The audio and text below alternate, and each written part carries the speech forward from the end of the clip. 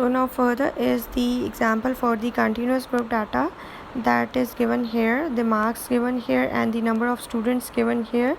What I have to do is the formula for the median for the continuous group data is median, which is equals to L plus H over F n over 2 minus C. So this is the formula for the median for the continuous group data.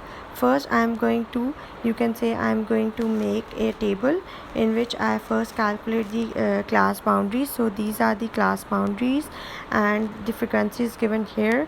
What we have to do is we have to find the cumulative frequency. So this is the cumulative frequency here, like 8 as it is, then 87 plus 8, that is 95, then 190 plus 95, that is 285, then 304 plus, you can say 285 plus 304, that is 589, then 589 plus 211, that is 800, then 800 plus 85, that is 885, then 885 plus 20, that is 905. So this is the cumulative frequency here.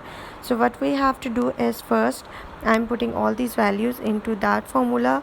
So first I will see in the column of the frequency the highest frequency. So the highest frequency is 304. So what I have to do is I am going to select this whole, you can say this whole row. So selecting this whole row, you can say that is 59.5 to 69.5, this class boundary, this midpoint, this frequency and this cumulative frequency. So the value of the n is, if you are taking this median class, that median class, so the value of the L is the, you can say lower class boundary, that is 59.5. so L is 59.5. further is H is the size interval of that, you can say median class. So the difference between 69.5 to 59.5 is 10. So the value of the H is 10.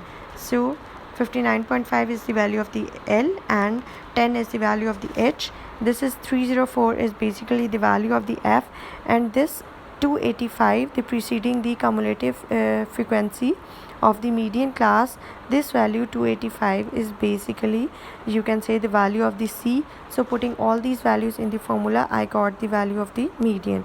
So 905 here is the value of the N. So this is divided by 2. I got that value 452.5, you can say, and further is applying all these, you can say, values here. So the value of the L is 59.5, H is 10, F is 304, n over 2 is 452.5, further C is 285. Solving this, I got this value, that is 65.